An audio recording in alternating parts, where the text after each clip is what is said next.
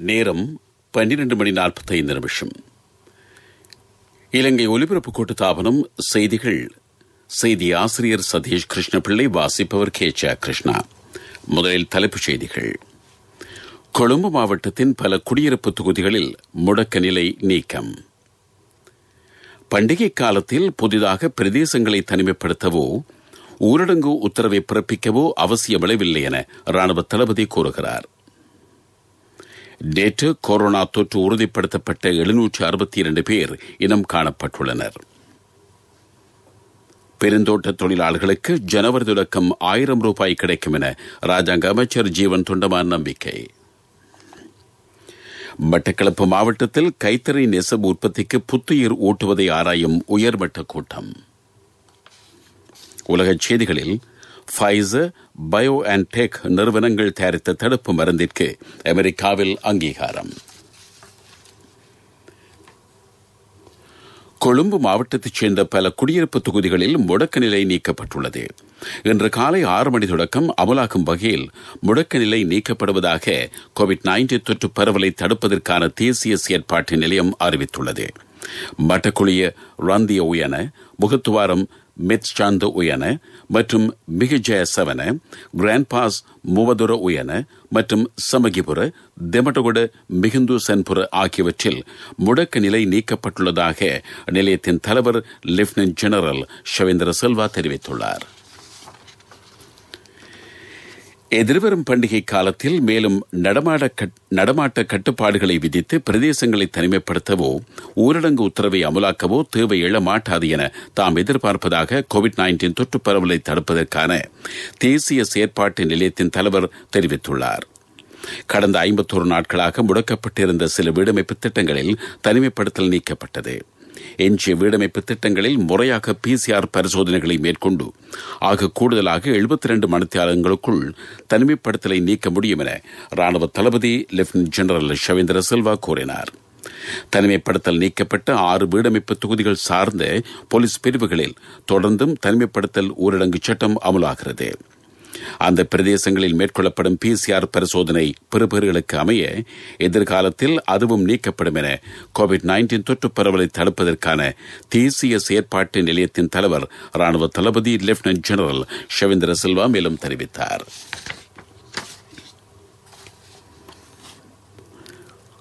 நேற்று கோவிட் தொற்று உறுதிப்படுத்தப்பட்டு 762 பேர் இனம் காணப்பட்டுள்ளனர். ஆக கூடுதலாக கொழும்பில் 455 பேரும், கம்பகா மாவட்டத்தில் 135 பேரும், களுத்துறை மாவட்டத்தில் 36 பேரும் இனம் காணப்பட்டதாக கோவிட்-19 பரவலை தடுப்பதற்கான தேசிய செயற்பாட்டு நிலையம் அறிவித்துள்ளது. நேற்று வரை இலங்கையில் கோவிட் தொற்று உறுதிப்படுத்தப்பட்டவர்களின் எண்ணிக்கை 31,374 அதிகரித்திருந்தது. இவர்களில் 22,830 பேர் பூரண குணமடைந்து வீடு திரும்பியிருந்தார்கள். மருத்துவ பராமரிப்பில் இருந்தோரின் எண்ணிக்கை 8,397 ஆகும். இன்று காலை 6 மணியுடன் முடிவடைந்த 24 மணித்தியாலங்களில் 570 பேர் குணமடைந்து வீடு திரும்பியிருக்கிறார்கள். இந்த காலப்பகுதியில் கொரோனா மரணம் ஒன்றும் பதிவானது. கொழும்பு 13 சேர்ந்த 82 வயதான மூதாட்டி முல்லேரியா ஆதார வைத்தியசாலையில் அதிதீவிர சிகிச்சை பிரிவில் உயிரிழந்திருக்கிறார். உயர் இரத்த அழுத்தமும் கோவிட் சளிச்சுரமும் மரணத்திற்கு காரணம். இதனுடன் கொரோனா மரணங்களின் எண்ணிக்கை 147 அதிகரித்துள்ளது. இதேவேளை வெளிநாடு சென்ற இளைஞர்கள் பலர் இன்று நாடு திரும்பியிருக்கிறார்கள். ஐக்கிய அரபு எமிரேட்ஸ், இந்தியா, சீனா, ஜெர்மன், கட்டார் ஆகிய நாடுகளில் இருந்து 359 பேர் நாடு திரும்பியதாக கோவிட்-19 பரவலை தடுப்பதற்கான தேசிய செயற்பாட்டு நிலையம் அறிவித்துள்ளது. இவர்கள் படையினரால் நிர்வகிக்கப்படும் தனிமைப்படுத்தல் நிலையங்களுக்கு அனுப்பி வைக்கப்படுவார்கள். நீங்கள் கேட்டுக்கொண்டிருப்பது இலங்கை ஒலிபரப்பு கூட்டுத்தாபனத்தின் செய்திகள். மக்கள் வங்கியினூடாக வெஸ்டர்ன் யூனியன் பணத்தினை அதிகம் பெற்று மில்லியன் ரூபாய் பெறுமதியான பரிசு வாய்ப்புகளை பெறுங்கள்.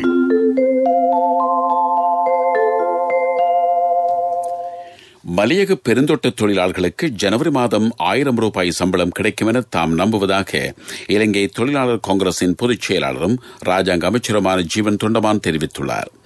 1000 ரூபாய் சம்பளத்தை ஜனவரி தொடக்கம் பெற்றுக் கொடுப்பதாக ஜனாதிபதியும் பிரதமரும் உறுதியளித்துள்ளார்கள் என அமைச்சர் குறிப்பிட்டார். தலவாக்கலை வட்டகோடையில் அமைந்துள்ள பிரஜாசக்தி நிலையத்தில் கூட்டுப்பண்ணை அபிவிருத்தி செயற்திட்ட பயிற்சி நிலையத்திற்கான அடிக்கல் நாட்டும் விழாவை தொடர்ந்து அவர் செய்தியாளர்கள் மத்தியில் உரையாற்றினார். தற்போதைய கோவிட் தொற்று நெருக்கடி காரணமாக இழுபறி நிலை ஏற்பட்டிருக்கிறது. 1000 ரூபாயை விடவும் கூடுதலாக கிடைக்க வேண்டும் என்ற எதிர்பார்ப்புள்ளது.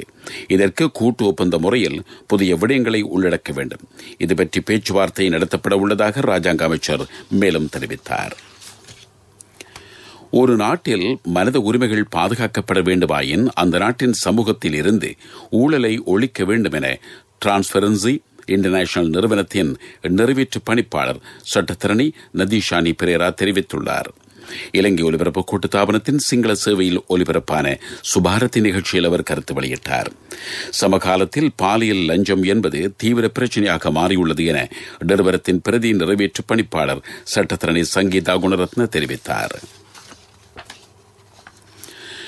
மட்டக்களப்பு மாவட்டத்தில் பெட்டிக் உற்பத்தியுடன் இணைந்ததான கைத்தறி நெசவு தொழில்துறை விஸ்தரிக்கப்பட உள்ளது. பெட்டிக் கைத்தறி மற்றும் உள்ளூர் ஆடை வடிவமைப்பு ராஜாங்க அமைச்சர் தயாஸ்ரீ ஜெயசேகர மட்டக்களப்பு மாவட்ட செயலாளர் கணபதிப்பிள்ளை கருணாகரனுடன் இதுகுறித்து கலந்துரையாடியிருக்கிறார். நேற்று இடம்பெற்ற உயர்மட்ட மாநாட்டில் மட்டக்களப்பு கைத்தறி நெசவு நிலையத்தை நவீன வசதிகளுடன் கூடியதாக புனரமைத்து மீளவும் அதனை இயங்கச் செய்வது பற்றியும், யுத்தத்தினால் பாதிக்கப்பட்ட பெண்களுக்கு பெட்டிக் பயிற்சிகளை வழங்கி சுய தொழில் வாய்ப்பை ஏற்படுத்துவது பற்றியும் ஆராயப்பட்டது. இதில் பிரதமர் மஹிந்த ராஜபக்சவின் மட்டக்களப்பு அம்பாறை இணைப்பாளர் விநாயகமூர்த்தி முரளிதரன் உள்ளிட்ட பலரும் கலந்து கொண்டார்கள். காட்டு யானைகள் பொலித்தீனை உணவாக கொள்வதை தடுப்பதற்கு மேற்கொள்ளப்பட்டுள்ள நடவடிக்கைகள் விஸ்தரிக்கப்படும் என வன ஜீவராசிகள் மற்றும் வனவள பாதுகாப்பு அமைச்சு அறிவித்துள்ளது. பல மாவட்டங்களில் திண்மக் கழிவுகள் முறையாக நிர்வகிக்கப்படாமல் வனாந்தரங்களிலும் வனங்களை அண்டிய பகுதிகளிலும் கொட்டப்பட்டு வருகின்றன. இதன் காரணமாக காட்டு யானைகள் கழிவுப் பொருட்களை உணவாக்கிக் கொள்ளும் பழக்கத்தை கொண்டிருந்தன. இதற்கு முன்னர் 54 ஸ்தானங்களில் காட்டு யானைகள் வந்து கழிவுப் பொருட்களை உண்பது கண்டறியப்பட்டிருக்கிறது. வனவள அதிகாரிகள் மேற்கொண்ட நடவடிக்கைகளால் இந்த எண்ணிக்கையை 15ஆக குறைக்க முடிந்திருக்கிறது என அமைச்சின் செயலாளர் NK பந்துல ஹரிச்சந்திர தெரிவித்தார். அம்பாறை மாவட்டத்தின் அட்டாளச்சேனை, புத்தங்கல ஆகிய இடங்களில் குப்பைகள் கொட்டப்படும் ஸ்தானங்களில் அகழி தோண்டுதல், மின்சார வேலிகளை அமைத்தல் முதலான நடவடிக்கைகள் எடுக்கப்பட்டிருக்கின்றன. எதிர்காலத்தில் சகல ஸ்தானங்களையும் உள்ளடக்கும் வகையில் காட்டு யானைகளை பாதுகாக்க நடவடிக்கை எடுக்கப்படும். குப்பை கூடங்களை முறையாக அப்புறப்படுத்தும் வேலை திட்டத்தை வழங்குமாறு மாவட்ட செயலாளர்களுக்கும் உள்ளூராட்சி நிறுவன பிரதிநிதிகளுக்கும் ஆலோசனை வழங்கப்பட்டிருக்கிறது. உங்களுக்கு அருகிலுள்ள மக்கள் வங்கியினூடாக வெஸ்டர்ன் யூனியன் பணத்தினை அதிகம் பெற்று அதிகம் வெல்லுங்கள். 1 மில்லியன் ரூபாய் பெறுமதியான பரிசு வாய்ப்புகளை பெறுங்கள். சகல மாதமும் வெற்றியாளர்கள் 25 பேருக்கு 10,000 ரூபாய் பெறுமதியான பொருட்கள் பொதி. மக்கள் வங்கி கிளையில் வெஸ்டர்ன் யூனியன் பணத்தை அதிகம் பெற்றுக் கொள்ளுங்கள். 2021 ஜனவரி 31 வரை மாத்திரம். பிரதான செய்தி வழங்குவோர் ஒவ்வொரு வீட்டிலும் இருக்க வேண்டிய வீட்டு வைத்தியர் சித்தாலேப.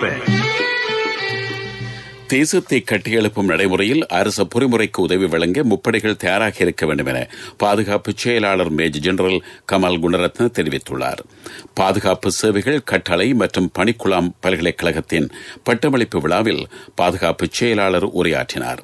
இந்த நிகழ்ச்சி கொழும்பு தாமரை தடாக அரங்கில் நேற்று இடம்பெற்றது. பிரதான செய்தி வழங்கியோர் ஒவ்வொரு வீட்டிலும் இருக்க வேண்டிய வீட்டு வைத்தியர் சித்தாலேப.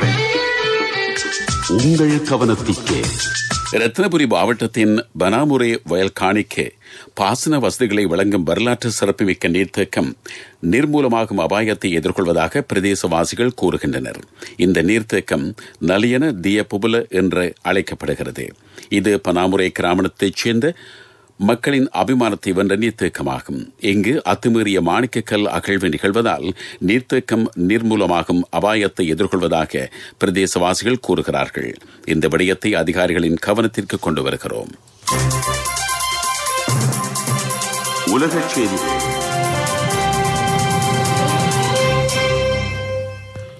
கோவிட்-19 தொற்றுக்காக ஃபைசர் நிறுவனமும் பயோஎன்டெக் நிறுவனமும் இணைந்து தயாரித்த தடுப்பு மருந்தை அமெரிக்காவின் ஔடத ஒழுங்குறுத்தல் நிறுவனம் அங்கீகரித்திருக்கிறது. இதனை வெள்ளிக்கிழமைக்குள் அங்கீகரிக்க முடியாவிட்டால் பதவி விலகுமாறு நிறுவனத்தின் தலைவருக்கு பணிக்கப்பட்டதாக அமெரிக்க ஊடகங்கள் அறிவித்தன. இந்த அங்கீகாரத்தின் பிரகாரம் அவசர நிலைமைகளில் தடுப்பு மருந்தை பயன்படுத்தலாம். இதனை அமெரிக்க நேரப்படி இன்றைய தினத்திற்குள் மக்களுக்கு வழங்கப் போவதாக ஜனாதிபதி டொனால்டு டிரம்ப் தெரிவித்துள்ளார். கடந்த ஜனாதிபதி தேர்தலின் போது 4 மாநிலங்களில் செலுத்தப்பட்ட வாக்குகளை செல்லுபடியற்றதாக அறிவிக்குமாறு கோரி தாக்கல் செய்யப்பட்ட வழக்கை அமெரிக்காவின் உச்சநீதிமன்றம் நிராகரித்துள்ளது. ஜனாதிபதி டொனால்டு டிரம்பின் ஆதரவாளர்கள் ஜோர்ஜியா, மிச்சிகன், பென்சில்வேனியா, விஸ்கான்சின் ஆகிய மாநிலங்களுக்கான முடிவுகளை ரத்து செய்ய கோரி வழக்கு தொடுத்திருந்தார்கள். இந்த மாநிலங்களில் ஜோ பைடன் வெற்றி பெற்றிருந்தார். சூப்பர் ஸ்டார் ரஜினிகாந்தின் 70வது பிறந்த தினத்தை முன்னிட்டு இந்திய பிரதமர் நரேந்திர மோடி வாழ்த்துக்களை தெரிவித்திருக்கிறார். டுவிட்டரில் தமது வாழ்த்தை பதிவிட்ட இந்திய பிரதமர் ரஜினிகாந்த் நீடூழி வாழ வேண்டும் என குறிப்பிட்டிருக்கிறார். ரஜினியின் அரசியல் பிரவேசம் பற்றிய அறிவித்தல்களுக்கு மத்தியில் பிரதமரின் வாழ்த்து கவனத்தை ஈர்த்துள்ளது. தாம் அரசியல் கட்சியை ஆரம்பித்து தமிழ்நாடு சட்டசபை தேர்தலில் போட்டியிடப் போவதாக ரஜினிகாந்த் அறிவித்திருந்தார். நத்தார் தாத்தா உண்மையா என்று பிள்ளைகள் கேட்கிறார்களாம். அப்படியானால் ஒரு கட்டத்திற்கு பின்னர் உண்மையை மறைக்க வேண்டாம் என உளவியல் நிபுணர் ஒருவர் கூறியுள்ளார். ஒரு பிள்ளை உண்மையை தேடும் காலம் வந்ததும் பெற்றோர் பொய் சொல்லக்கூடாது. அப்படி சொல்வது பெற்றோர் மீதான நம்பிக்கையை பாதிக்கும் என டாக்டர் அமாண்டா கும்ம கூறுகிறார். இவர் பிள்ளைகளுக்கான சிறந்த விளையாட்டு வழிகாட்டுதல்கள் என்ற நூலை எழுதி புகழ் பெற்றவராவார். அபிவிருத்தி செய்திகள்.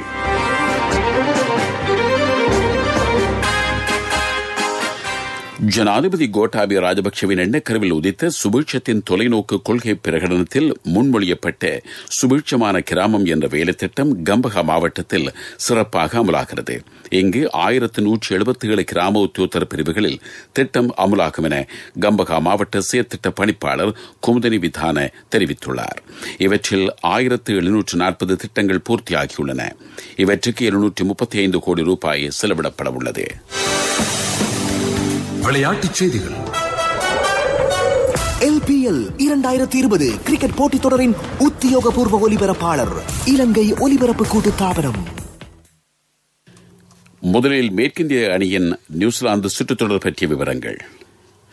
நியூசிலாந்துக்கு எதிரான 2வது டெஸ்ட் போட்டியில் மேற்கிந்திய தீவுகள் அணி சவாலான நிலையை எதிர்கொள்கிறது. இந்த போட்டியின் 2ஆம் நாள் ஆட்டம் இன்று வெலிங்டனில் நடைபெற்றது. முதலில் துடுப்படுத்தாடிய நியூசிலாந்து அணி சகல விக்கெட்டுகளையும் இழந்து 460 ஓட்டங்களை எடுத்திருந்தது. முதலாம் இன்னிங்ஸில் பதிலுக்கு துடுப்படுத்தாடும் மேற்கிந்திய தீவுகள் அணி 8 விக்கெட்டுகளை இழந்து 124 ஓட்டங்களை பெற்றிருந்தது. அடுத்து பாகிஸ்தான் அணியின் நியூசிலாந்து சுற்றுத்தொடர் பற்றிய விவரங்கள். தமது வீரர்கள் 14 நாட்கள் தனிமைப்படுத்தப்பட்டிருந்த பின்புலத்தில் நியூசிலாந்து தொடரை கைவிடுவது பற்றியும் பரிசீலித்ததாக அணியின் பயிற்றுவிப்பாளர் மிஸ்பாஹுல் ஹக் தெரிவித்துள்ளார். தனிமைப்படுத்தல் சூழ்நிலை கடினமானதாக இருந்தது. எனினும் ரசிகர்களின் நலன் கருதி நியூசிலாந்தில் தொடர்ந்து தங்கியிருப்பதென தீர்மானித்ததாக பயிற்றுவிப்பாளர் தெரிவித்தார். வர்த்தக செய்தி. படைப்புழு தாக்கத்தின் மூலம் சோலைச்சிகைக்கு மீண்டும் பாதிப்பு ஏற்பட்டுள்ளதாக விவசாயிகள் ஆதங்கப்படுகிறார்கள். அனுராதபுரம் மாவட்டத்தின் பலுகாஸ்வேவ பிரதேச செயலாளர் பிரிவுக்குட்பட்ட பல கிராமங்களில் சோள பயிர்ச்சிகைக்கு தாக்கம் ஏற்பட்டிருக்கிறது. இதுபற்றி விவசாய அதிகாரிகள் கவனம் செலுத்த வேண்டும் என்பதே கோரிக்கையாகும். இல்லாவிட்டால் தாம் பெரும் பாதிப்பை எதிர்கொள்ள நேரிடும் என விவசாயிகள் கூறுகின்றனர். பொருளாதார செய்திகள் அனுசரணை. அண்ணா 31க்கு நீங்க மகளுக்கு தங்கம் வாங்குவீங்கன்னு நான் எதிர்பார்க்க இல்ல. எந்த தங்கத்துக்கு தங்கம் கொடுக்க முடிஞ்சது எந்த LOLC கிரெடிட் கார்டு இருந்ததால. LOLC ஃபைனான்ஸ் கடன் அட்டை உங்களை மேலும் உயர்த்திட. கோவிட்-19 நெருக்கடி நிலையில் விமான நிலையம் மூடப்பட்டதால் சுற்றுலாத்துறை பெருமளவு வருமானத்தை இழந்ததாக அமைச்சர் பிரசன்ன ரணதுங்க தெரிவித்துள்ளார். இதனால் அரசாங்கத்திற்கு ஏற்பட்ட நஷ்டம் 50,000 கோடி ரூபாயை தாண்டுவதாக அமைச்சர் குறிப்பிட்டார். விமான நிலையம் மூடப்பட்டதால் வெளிநாட்டு சுற்றுலா பயணிகள் இலங்கை வருவது முற்றுமுழுதாக முடங்கியிருந்தது. என்ற கணவன் எனக்கு தந்த மோதிரம் தான் என் வாழ்க்கை. எல்ஓஎல்சிக்கும் உங்களோட தங்கம் உயிரை போன்றது. உங்களோட தங்கம் எங்கள்கிட்ட இருக்கிற வரைக்கும் உங்களுக்கு ஆயுள் காப்புறுதி தருவது நாங்க மட்டும்தான். நேரத்துக்கு தவணை செலுத்த முடியாம போனா உங்களோட தங்கத்தை உங்களுக்கு திருப்பி தருவதுதான் எங்கட நோக்கம். உங்களோட தவணையை நேரத்துக்கு செலுத்த முடியாம போனா அதுக்கு தீர்வும் நாங்க தருவோம். நான் எதிர்பார்த்த தொகையை விட அதிகம் கிடைச்சதும் இல்லாம வேலையும் சுலபமா முடிஞ்சு எனக்கு மதிப்புமிக்க பரிசும் கிடைச்சது. எல்ஓஎல்சியிடம் இருந்த பெரும் சேவை தங்கத்துக்கு நிகரானது. எல்ஓஎல்சி ஃபைனான்ஸ் ரன்சவிரண்ய சேவை. தங்கம் காலநிலை அறிக்கை. சபர்கமு மாகாணத்திலும் களுத்துறை, காலி, மாத்தறை மாவட்டங்களிலும் சில இடங்களில் இன்று மாலையில் அல்லது இரவில் மழையோ இடியுடன் கூடிய மழையோ பெய்யக்கூடிய சாத்தியம் உள்ளதாக வளிமண்டலவியல் திணைக்களம் அறிவித்துள்ளது. மட்டக்களப்பு, அம்பாறை, ஹம்பாந்தோட்டை மாவட்டங்களில் காலை வேளையிலும் சிறிதளவில் மழை பெய்யலாம். நாட்டின் ஏனைய பிரதேசங்களில் பெரும்பாலும் சீரான வானநிலை நிலவும் என எதிர்பார்க்கப்படுகிறதாக வளிமண்டல திணைக்களத்தின் வானிலை அறிக்கையில் கூறப்பட்டுள்ளது. மீண்டும் தலைப்புச் செய்திகள். கொழும்பு மாவட்டத்தின் பல குடியிருப்பு தொகுதிகளில் முடக்க நிலை நீக்கம். பண்டிகை காலத்தில் புதிதாக பிரதேசங்களை தனிமைப்படுத்தவோ ஊரடங்கு உத்தரவை பிறப்பிக்கவோ அவசியமில்லை என ராணுவ தளபதி கூறுகிறார். நேற்று கொரோனா தொற்று உறுதிப்படுத்தப்பட்ட 762 பேர் இனம் காணப்பட்டுள்ளனர். பெருந்தோட்ட தொழிலாளர்களுக்கு ஜனவரி தொடக்கம் 1000 ரூபாய் கிடைக்கும் என ராஜாங்க அமைச்சர் ஜீவன் தொண்டமான் நம்பிக்கை. மட்டக்களப்பு மாவட்டத்தில் கைத்தறி நெசவு உற்பத்திக்கு புத்துயிர் ஊட்டுவதை ஆராயும் உயர்மட்ட கூட்டம். ஃபைசர், பயோஎன்டெக் நிறுவனங்கள் தயாரித்த தடுப்பு மருந்துக்கு அமெரிக்காவில் அங்கீகாரம். இத்துடன் செய்திகள் முடிவடைந்தன.